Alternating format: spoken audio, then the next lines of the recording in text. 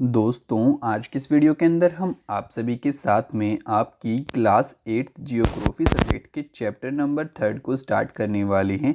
और यार, अगर आपने अभी तक हमारे चैप्टर फर्स्ट की वीडियो को नहीं समझा है, सेकंड को नहीं समझा, तो आप वो उनको जाके समझ सकते हैं। आपको हमारे चैनल के ऊपर देखने को मिल जाएंगे। तो आज के हमारे चैप्टर का नाम रहने वाला है मिनरल एंड पावर रिसोर्सेज।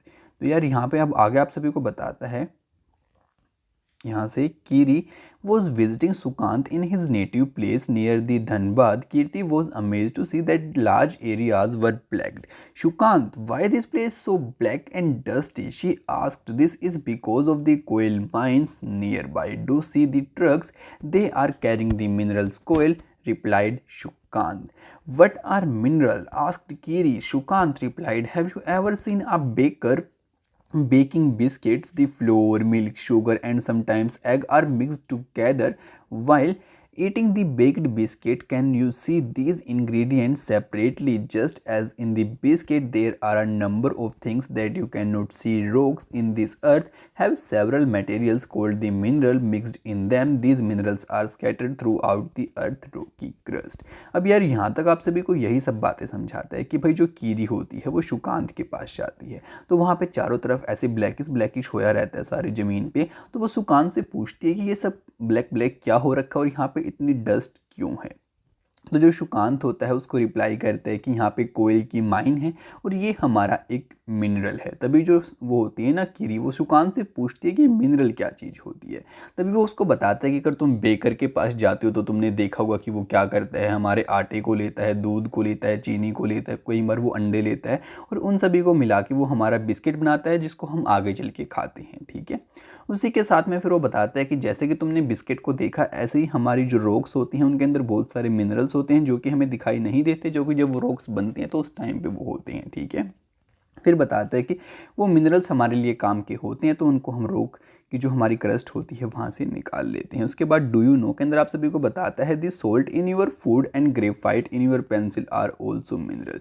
कि भाई जो आपके खाने के अंदर नमक है और जो आपकी पेंसिल के अंदर ग्रेफाइट है वो दोनों भी आपके मिनरल हैं। अगर आपको ग्रेफाइट का नहीं पता तो आपकी पेंसिल की निब होती है ना, वो काली काली पूरी अंदर तक गई होती है, तो उसको हम ग्रेफाइट कंसीडर करते हैं। फिर बताता है a natural occurring substance that has a definite chemical composition is a mineral. कि भाई आपका कोई भी नेचुरल सब्सटेंस जिसकी डिफिनाइट केमिकल कंपोजिशन हो, हम उसको मिनरल कहेंगे। फिर बताता है minerals are not evenly distributed over space, they are concentrated in a particular area और रॉक फॉर्मेशन.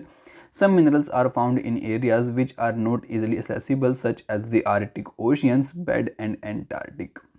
अब यहाँ पे आप सभी को बताता है कि जो आपके मिनरल्स हैं हमारे पूरी अर्थ के ऊपर सभी जगह ज़्यादा नहीं देखने को मिलती। किसी जगह बहुत ज़्यादा देखने को मिलते हैं, किसी जगह बहुत ही कम देखने को मिलते हैं। मैं बताता है कि कुछ मिनरल्स हमें ऐसी जगह पे भी देखने को मिलते हैं जहाँ पे पहुँच पाना हमारे लिए ज़्यादा आसान नहीं होता, जैसे कि आपके आर्कटिक ओशन हो गई और आपका जो अंटार्कटिका का ओशन हो गया वो, और जहाँ पे आपकी बर्फ़ जमी रहती है, ग्लेशियर्स हैं, वहाँ की बात कर रहे हैं। फिर यहाँ पे अब आगे आप सभी को बताता है minerals are found in different types of geographical environments. कि भाई जो हमारे मिनरल्स होते हैं हमें अलग अलग जियोग्राफिकल इन्वायरमेंट के अंदर देखने को मिलते हैं। Under varying conditions they are created by natural process without any human interference. They can be identified on the basis of their physical property such as the colour density, hardness, chemical property such as the solubility.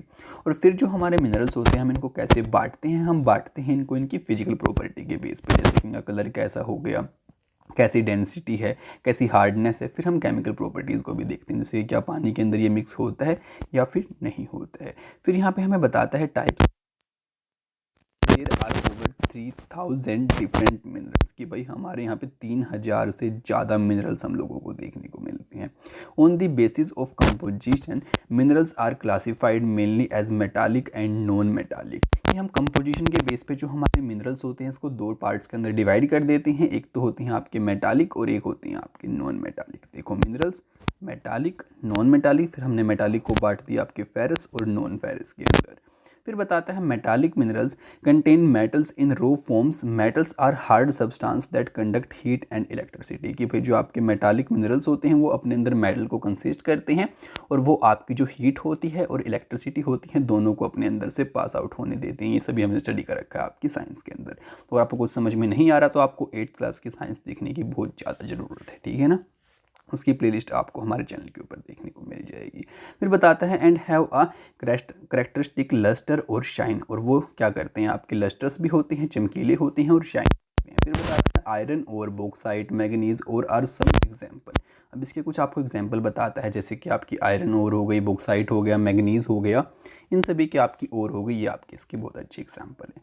फिर आपको बताता है metallic minerals में B ferrous और non ferrous, ferrous materials like iron और magnesium and क्रोमाइड contain iron, कि भाई आपके जो फेरस मेटल्स, जो मेटालिक मिनरल्स आपके फेरस होते हैं और नॉन फेरस होते हैं, मीन्स दो पार्ट के अंदर इसको डिवाइड कर देती हैं। अब जो फेरस मटेरियल्स होते हैं, जैसे कि आपकी आयरन हो गई, मैग्नीज हो गया, क्रोमाइट हो गया, जिसके अंदर आपका बेसिकली आयरन हम लोगों को पाया जाता है, यानी कि आपका लोहा पाया जाता है।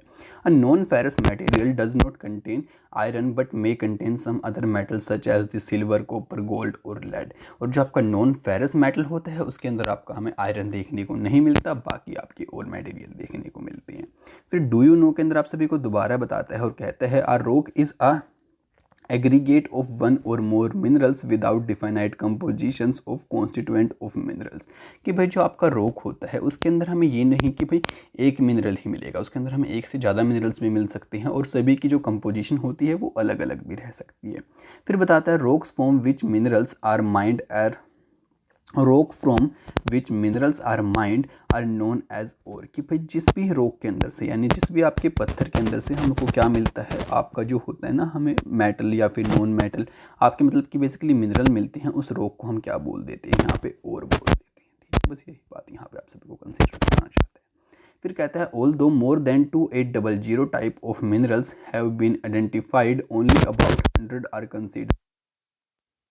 बताता है कि वैसे तो हमें यहाँ पे 2800 से भी ज़्यादा मिनरल्स मिल चुके हैं, लेकिन यहाँ पे सिर्फ हम 100 मिनरल्स को ही यहाँ पे और को कंसीडर करते हैं अभी तक। ठीक है ना,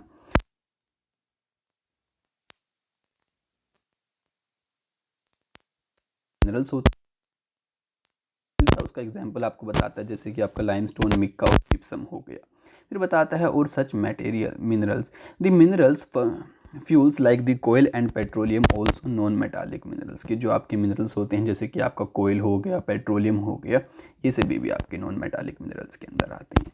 फिर यहाँ पे कहते हैं कि minerals can be extracted bye mining, drilling और क्वेरिंग, कि भाई जो आपके मिनरल्स होते हैं आखिरकार हमें वो मिलते कैसे हैं, तो वो हमें मिलते हैं माइनिंग से मिलते हैं, ड्रिलिंग से मिलते हैं और क्वेरिंग से मिलते हैं। अब यहाँ पे आपको कि जो मिनरल्स होते हैं वो कैसे कैसे निकालते हैं, माइनिंग से, ड्रिलिंग से और क्वेरिंग से। ठीक है ना, उसके बाद आपको बताता है open cast mining, shaft mining.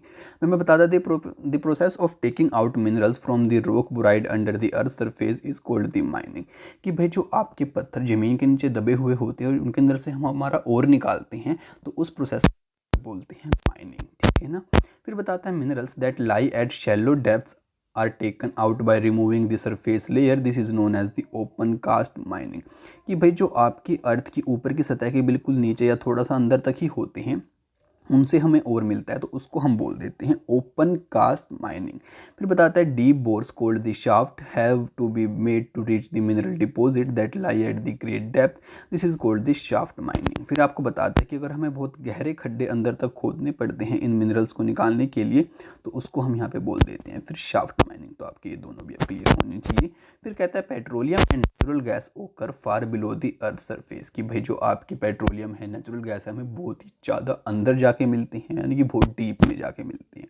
फिर बताता है deep wells are bored to take them out, this is called the drilling, कि इसलिए गहरे गड्ढे खोदने पड़ते हैं उनको बाहर निकालने के लिए, तो हम इसको बोल देते हैं ड्रिलिंग। ठीक है, फिर बताता है minerals that lie near the surface are simply dug out by the process known as quarrying, कि भाई जो आपकी सतह होती है उसके बिल्कुल साथ में ही हमें देखने को मिलते हैं, उसको निकालने के लिए हम क्वेरिंग प्रोसेस का यहाँ पे इस्तेमाल करते हैं।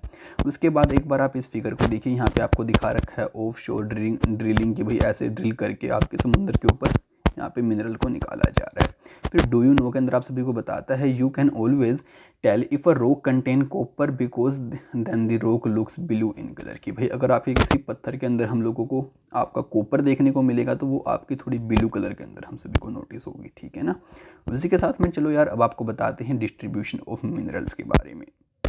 अब यहाँ पे कहते हैं minerals occur in different types of rock, some are found in igneous, some in metamorphic and other occur in the sedimentary rocks. Generally metals Metallic minerals are found in igneous and metamorphic rock formations that form large plateaus. Iron ore in the North Sweden, copper and the nickel deposit in the Ontario, Canada, iron, nickels, chromites and the platinum in the South Africa are examples of the minerals found in the igneous and the metamorphic rocks.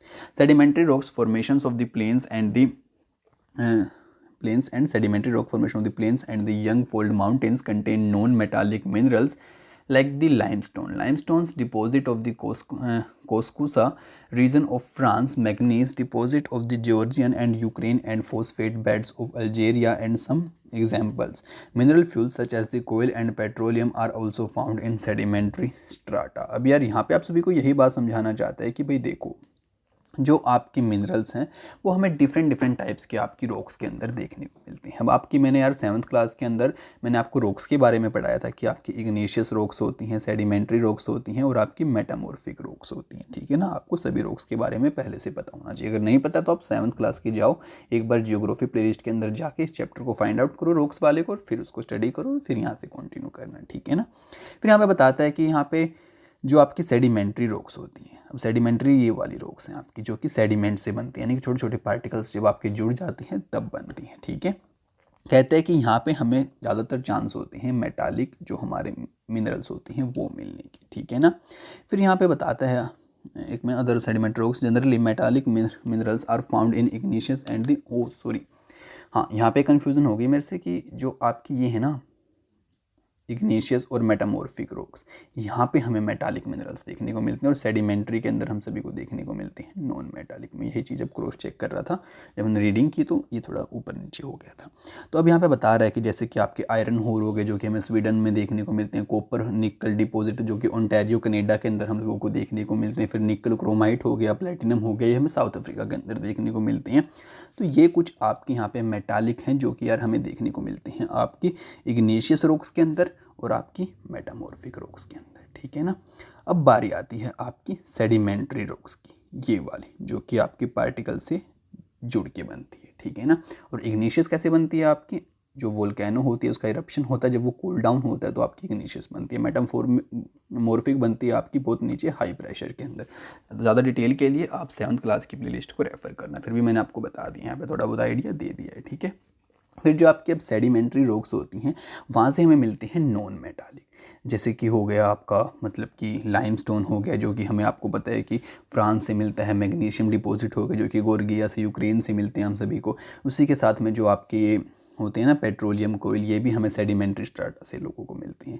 उसके बाद यार ये आपकी book के अंदर दिया होगा आपका मैप, यहाँ पे सभी आपको बता रखा है, जैसे कि आयरन का साइन बना रखा है इन लोगों ने आपके लिए ऐसे वाला कुछ, तो यहाँ पे दिखा रखा है कि देखो आयरन यहाँ पे देखने को मिलता है हमारे इंडिया में, फिर यहाँ पे देखने को मिलता है, यहाँ पे देखने को मिलता है ऐसे। तो उसको यहाँ पे अलग अलग पार्ट्स के अंदर वर्ल्ड के बता रखा है, तो आपको बेसिकली उस स्टेट का नाम देखना है यहाँ पे, जैसा आपका होमवर्क में असाइनमेंट आपको दे रहा हूँ तो उस स्टेट का नाम देखना है, फिर देखना है कि आखिरकार वो कहाँ पे है, कौन सा प्लांट है, इनको आप याद भी कर सकते हैं, आपको हेल्पफुल होगा। ठीक है। तो चलो यार इसी के साथ अब आपको आगे बताते हैं। फिर यहाँ पे आगे हम सभी को बताता है और कहता है China and India have a large iron ore deposit, the continent produce more than half of the world tin. कि भाई जो यहाँ पे चाइना और इंडिया यहाँ पे सबसे ज़्यादा हम लोगों को आयरन और डिपॉजिट देखने को मिलता है, और ये जो हमारे पूरे वर्ल्ड का आधा यहाँ से जो जाता है ना टिन बन के यहीं से जाता है। China, Malaysia and Indonesia are among the world's leading tin producer. कि भाई जो हमारा चाइना, मलेशिया और इंडोनेशिया है ये हमारे वर्ल्ड के लीडिंग टिन प्रोड्यूसर्स हैं। फिर बताता है China also lead in production of lead, antimony and tungsten. कि भाई जो आपका चाइना है वो आपकी इस प्रोडक्शन के अंदर भी लीड करता है, तो आपके लेड के अंदर, एंटीमनी के अंदर, टंगस्टन के अंदर। फिर बताता है Asia also deposit the manganese, bauxite and निकल, जिंक एंड कॉपर। कि एशिया के अंदर हम सभी को और भी बहुत सारी चीज़ें देखने को मिलती हैं, जैसे कि आपका मैग्नीशियम, बॉक्साइट, निकल, जिंक एंड कॉपर हो गया। ठीक है ना। अब बेसिकली यहाँ पे आप सभी को यही बात समझाना चाह रहा है कि भाई कहाँ कौन सी चीज़ मिलती है और कौन सी चीज़ कहाँ पे ज़्यादा प्रोड्यूस की जाती है। फिर डू यू नो के अंदर आप सभी को फैक्ट बताते हुए कहता है Switzerland has no known mineral deposit in it. कि जो आपका स्विट्जरलैंड है वहाँ पे कोई भी किसी टाइप का हम लोगों को मिनरल डिपॉजिट देखने को नहीं मिलता। फिर यहाँ पे लेट्स डू के अंदर आप सभी को एक्टिविटी देता है और कहता है identify the Canadian Shield, the Appalachians, western corridors and the Lake Superior with the help of your atlas. कि आपका जो यहाँ पे कनाडा का रीजन है ना, यहाँ पर को आप एटलस के जरिए देखिए और पता लगाने की कोशिश करिए यहाँ पे कौन सी आपकी रिसोर्सेज हम लोगों को देखने को मिलती हैं। बाकी फिर अब आपको यूरोप के बारे में बताता है और कहता है Europe is the leading producer of iron ore in the world. The country with large deposit of the iron ore are the Russia, Ukraine, Sweden and France. Mineral deposit of the copper, lead, zinc, magnesium and nickels are found in the eastern Europe and the European Russia. अब यहाँ पे आप सभी को ये बात बताता है कि जो आपका यूरोप है वो भी एक लीडिंग प्रोड्यूसर है हमारे आयरन ओर का वर्ल्ड के अंदर। फिर बताता है कि जो हमारी कंट्रीज़ हैं जैसे कि हो गई आपकी रशिया, यूक्रेन, स्वीडन, फ्रांस, तो यहाँ पे हम सभी को आयरन के ओर देखने को मिलते हैं। उसी के साथ में आपके बहुत सारे और भी हम लोगों को मिनरल्स देखने को मिलते हैं जैसे कि आपको कॉपर, लेड, जिंक, मैग्नीशियम, निकल हो गया, ठीक है ना।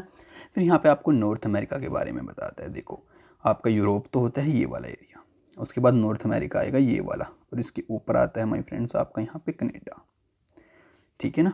तो चलो आपको आगे बताते हैं।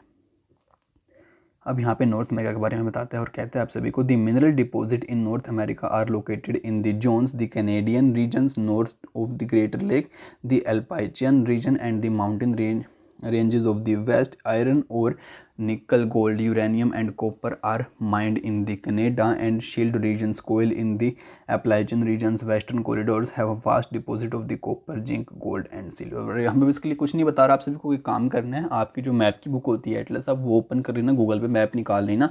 ये जो आपकी अलग अलग जगह के नाम बता रखे हैं इनको आपको लोकेट करना है और यहाँ पे लिख देना है कि भाई यहाँ पे ये वाला और हम लोगों को मिलता है, यहाँ पे ये वाला और हम लोगों को मिलता है, ठीक है ना। तो इसमें कुछ समझाने वाला सच है नहीं, बस आपको यहाँ पे डिस्ट्रीब्यूशन के बारे में बता रहे हैं, ठीक है ना। तो यार आज के इस पार्ट को हम इतना ही रखते हैं, ज़्यादा लेंथी नहीं खींचते हैं, बाकी हम डिस्कस करेंगे हमारे नेक्स्ट पार्ट के अंदर। तो यार आज के इस पार्ट को हम अब यहीं पे एंड करते हैं। अगर आप सभी को पार्ट अच्छे से समझ में आया तो इसको अपने फ्रेंड्स के साथ में शेयर करना बिल्कुल भी मत भूलना, जिससे कि उनकी भी हेल्प हो पाए और उन लोगों को भी नॉलेज मिल पाए।